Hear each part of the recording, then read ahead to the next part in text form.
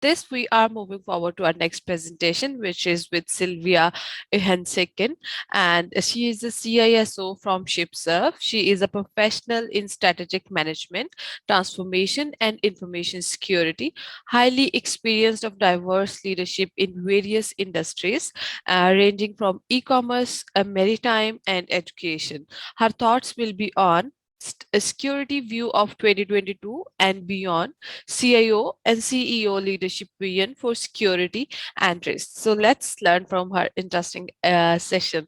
So hi Sylvia, how are you? I'm good. How are you doing? I'm good, doing well. Thank you so much for joining us, and we are really honored to have you as our keynote speaker. So I can perfectly see your slides, so you can start your presentation now. Good luck. Thank you so much. Thanks for having me today. And then good morning, ladies and gentlemen. So today I would just like to share with you, right, the security view of 2022 and beyond. So before we move forward, just to give an overview of to all of you what I'm about to share. So I will talk about a little bit about the cybersecurity and transformation. Then I'll move forward of the trend for cybersecurity, and then the organization behavior, and then next, of course, data privacy, right? So in the second half of the session, I was just talking about what is the blockers for the good security programs and what is the successful security program. And then last, of course, how do you measure it? Okay, so let's move on.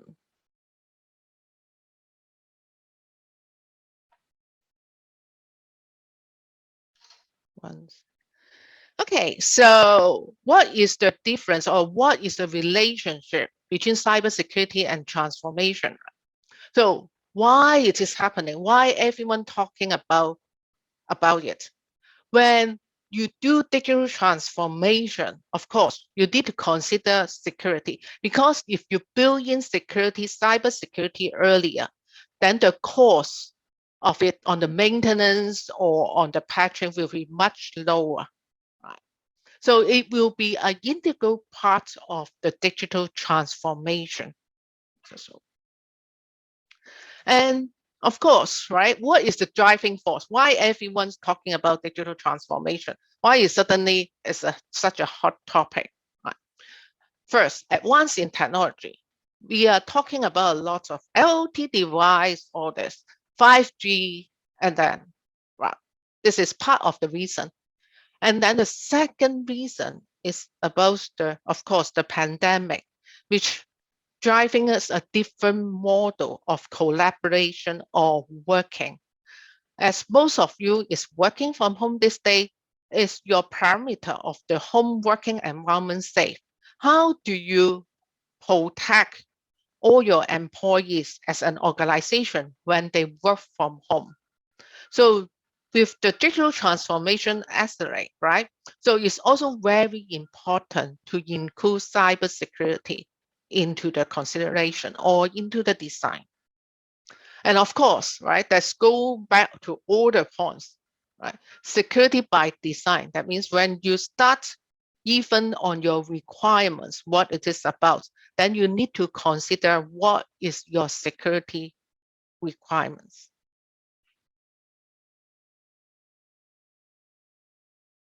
So just to share with you as a say what parameter or what attack surface we are talking about. So I used a bit a deck from Michael, which you can see it now.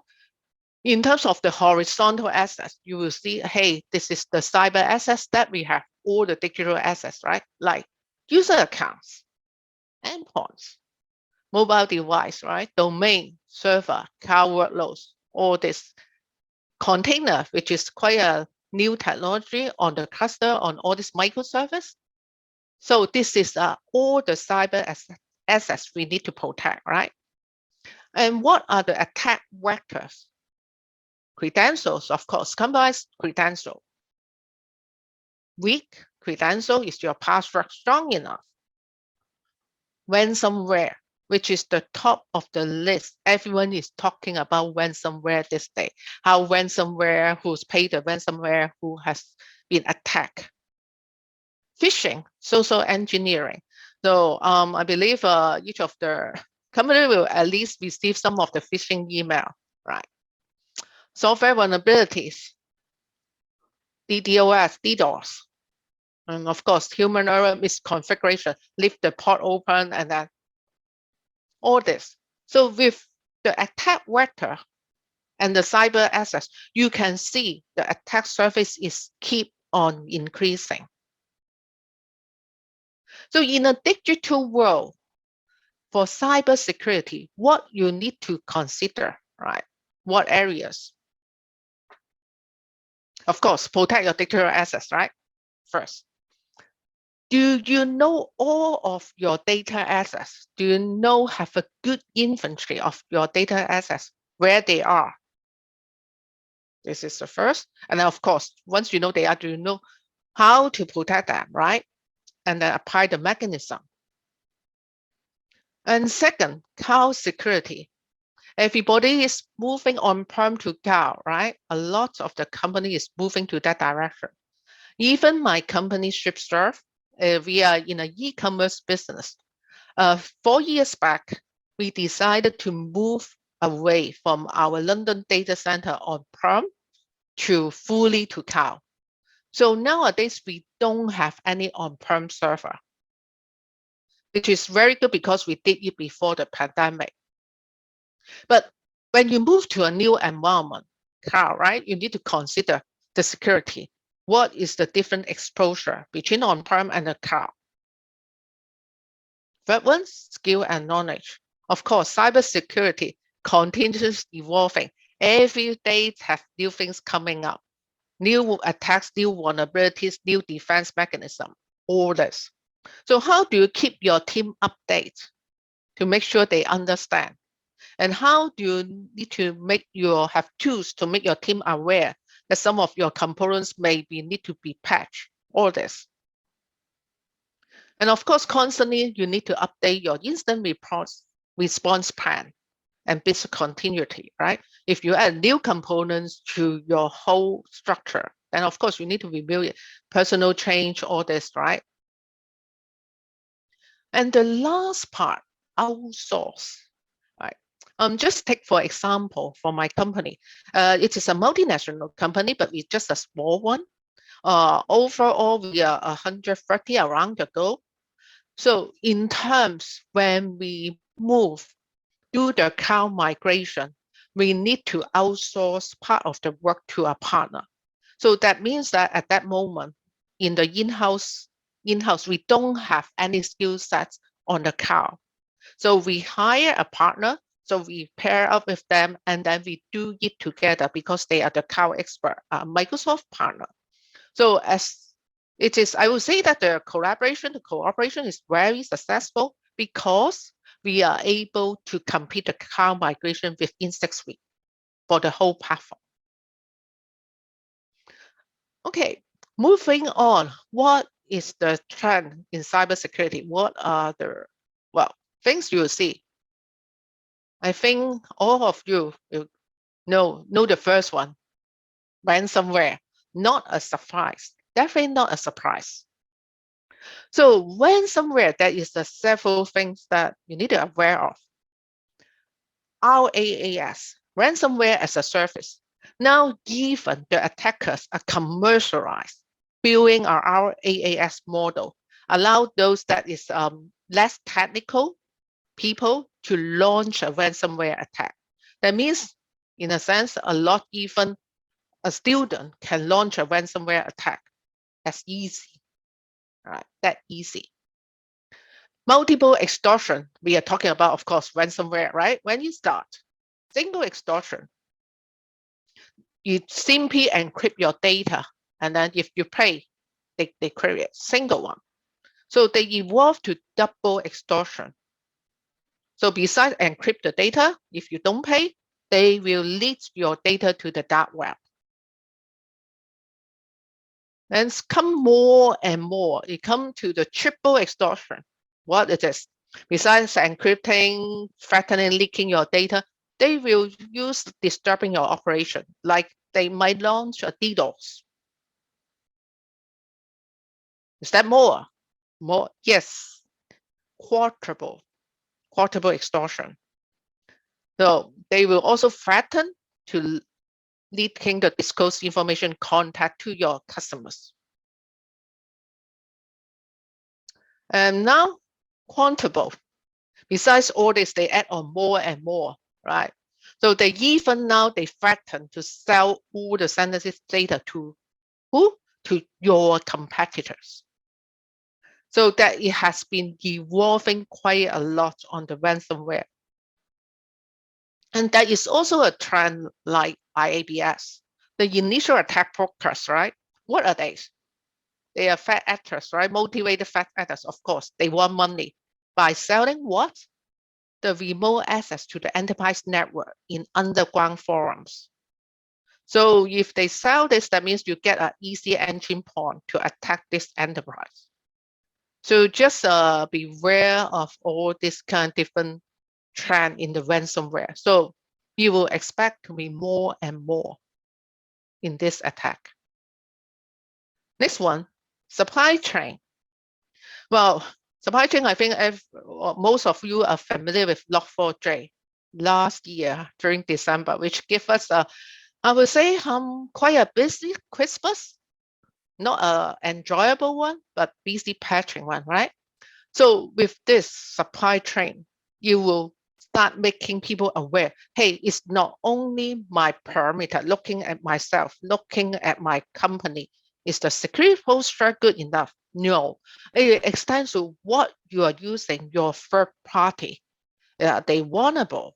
And even to the fourth party, extension to another level. So supply chain, more and more people will focus on it. That comes to zero trust. Well, since customers are more aware of attack all this, so customers start to build awareness. How do you comfort your customers, right? So you need to build zero trust in order to build customer trust. You need to have a good defense protection mechanism, right? To protect all about this attack. How about password? So we talk about a lot about MFA, all this, right? But with the artificial intelligence, right? So biometric will become more and more important. And then even we start moving to passwordless scenarios because they think password is not a really good protection account, right? Protective mechanism. How about blockchain? We heard a lot of this hot topic as well, blockchain, NFT, all this, right? Crypto. But what is relation in cybersecurity? Because the attackers will use blockchain as a crime hideout. So they, of course, they take advantage of the latest technologies. Regulations, new regulations. So we expect more and more regulation coming on cybersecurity or data privacy, right? As I say, I'm working in a global company. Of course, we need to comply with global standard. But with each of the national or regional standard, right? So we need to comply quite a lot. If there's more new standard coming, there might be conflicting requirements across the globe. So it will be actually challenging for us as well as a global company. For the regulations, it will put more and more accountability to the executive, right? To make sure they identify the data point and red flags, right? In case of a compromise situation. So the executive will be more and more accountable of this. Sanctioned nation states, right? All these sanctioned states, right? They will of course, they have pressure on financial, right? On this restricted company. And then they will be more motivated on the attack. Take an example, the well, the currently ongoing Russian-Ukraine attack, right? When it first broke out, guess how many Western saw cyber attack observed over a 48-hour period? It's up to 800% more. So you can see, right? They need to find some revenue. So launch a cyber attack is a way to go, unfortunately. Data breach. Well, last year, 2021, the average cost of a data breach, average of a single data breach, cost $4 million US. And then this figure is also expected to be increased. So the next one, cyber insurance. Well, of course, now, of course, the premiums are skyrocketing, right? So it is very important you keep a good hygiene to retain an affordable rate. But this is quite a controversial topic because some of them think that, oh, if a company has a cyber insurance, they will less likely to pay the ransom. Well, they will more likely to pay the ransomware. And then, of course, attacker, some of the theories say they will find those companies have cyber insurance because they are more likely to pay the ransomware, so they can transfer them to get the money will be high. But still a controversial topic, I would say that. But that will be a trend to see more and more companies covered by cyber insurance, and the rates will be higher and higher.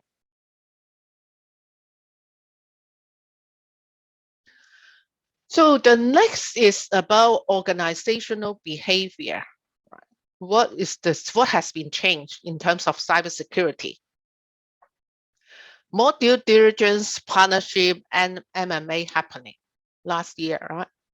So last year, M&A grew to 77 billion. Just this week, a few days ago, Google acquired Mandiant, 5.4 billion. So you will see more and more of this M&A due diligence activities going on. There were 14 $1 billion deals happening, including McAfee, Mincast, Avast, Footprints, all this. And more organizations will more and more adopt to a security by design approach from product development, because everyone understands security is important as well. And of course, some of them will start moving from DevOps to a DevSecOps approach.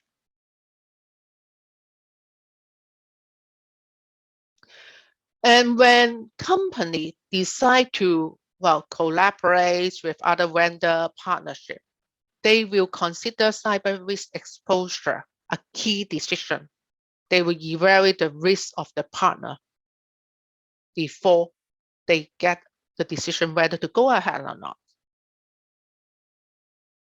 They will increase in cybersecurity mesh strategies. So what is it? What is cybersecurity mesh?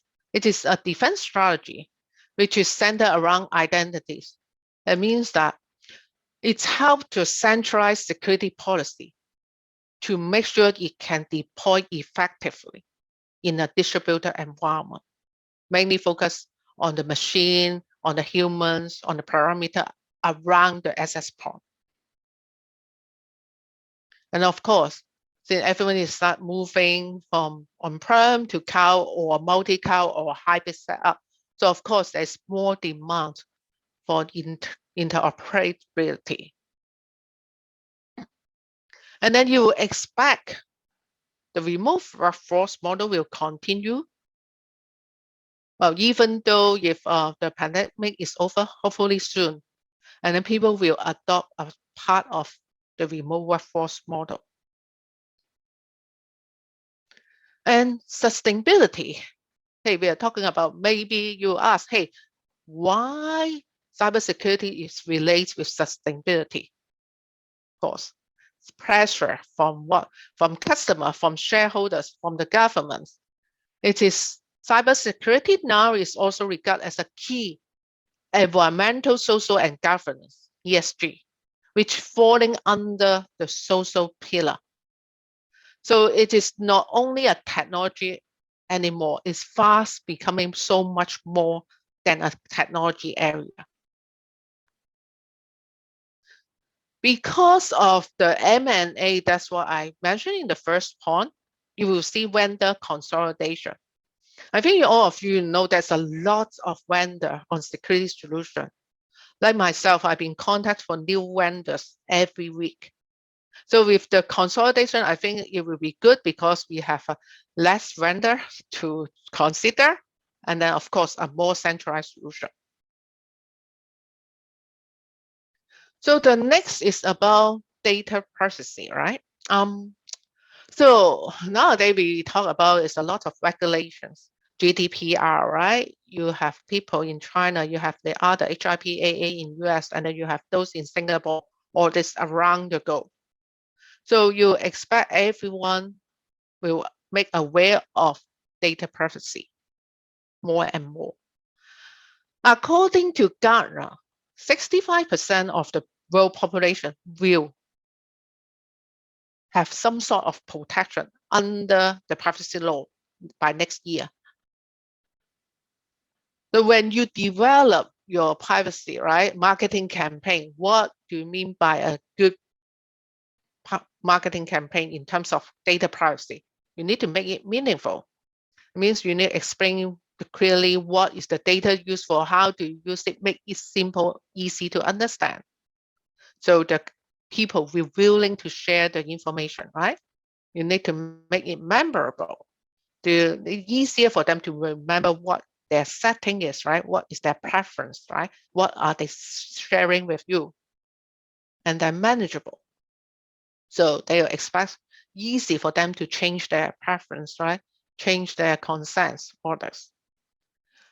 And data privacy is all about building trust that the customers or the people are willing to share their information to make sure the company will handle it in and protect it in a proper way.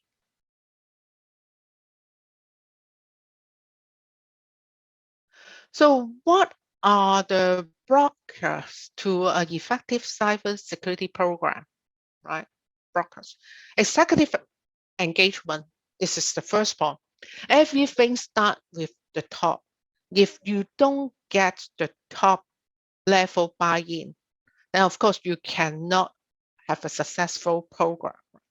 So the executive engagement even up to the board directors level. So very important on this. Second, it's always a disconnector, right, between security and business decision making. Because always we give an impression that cybersecurity, it is an IT responsible area. It is a technical. Actually, it's not. It's related to the business risk. So it is very important to always try to close the gap to ensure that the business decision making take the security into considerations. Lack of understanding on third-party risk. When Log4j happened, how many of the company immediately know, hey, I know my third party who is using Log4j, who is not, which one are vulnerable, even your internal application, which one are vulnerable. So you need some transparency on this, right? And understand your third party risk or even fourth party. When the drivers for cybersecurity is come from compliance and internal audits, right, are the main drivers, then it become more than, unfortunately, it become more than a paper exercise. So you need to understand the drivers is not about audit and compliance. The drivers is for the company to manage risk to an acceptance level, which relates to the last point. What is your risk appetite? What is your risk tolerance level? Have you set up your risk tolerance level yet? Even if you say, have you fully communicate to the whole company, even to the board level, right? So, of course, in a successful cybersecurity transformation, right, it depends on same, the other way around, support from board members, high-level executive, how much they understand cybersecurity.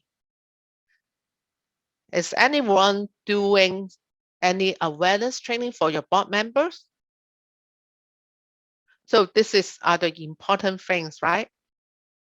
Second, enable trust in ecosystem. If you don't enable trust, your customers don't trust it, your suppliers don't trust it, how do you able to make sure information are shared in an effective way? For us, for my company, since we are e-commerce, we have buyers, we have suppliers, right? We have our own development, we have our third party. How do you make sure the whole ecosystem have trust in it?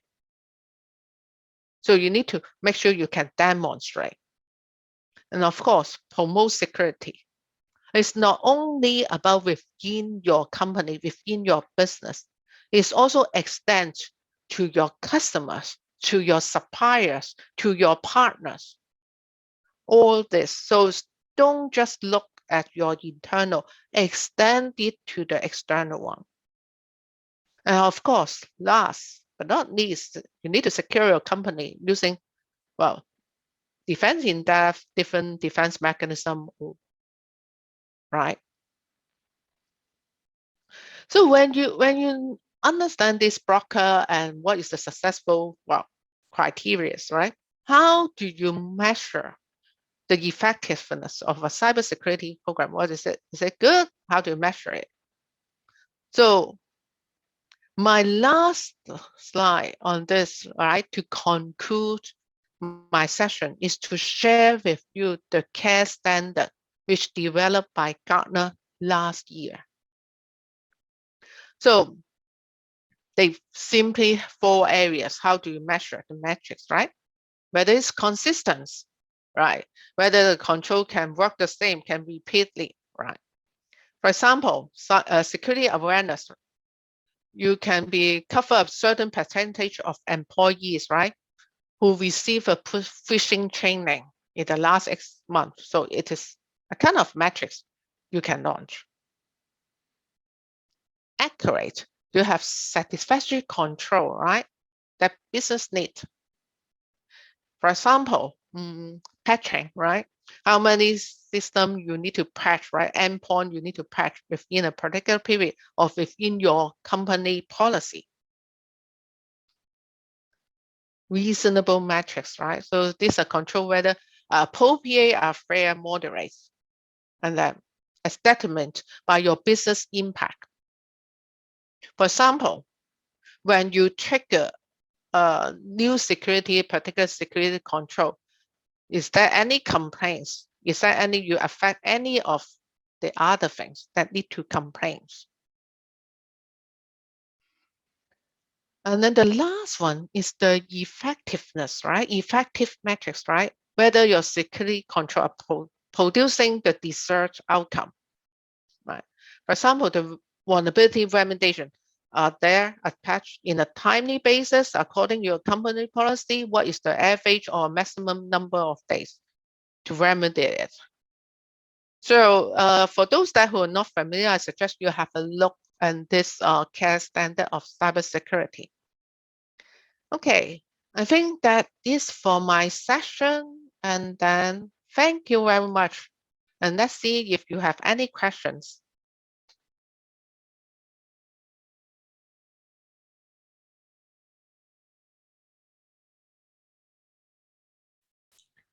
Hi, Sylvia. Thank you so much for your wonderful session. And it was really very interesting.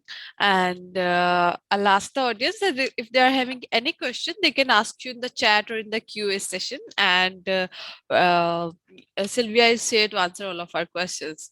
Sylvia, thank you so much for your time. Thank you. Have a Thank you great so day. much. Have a nice day, everyone. Bye. Thank you.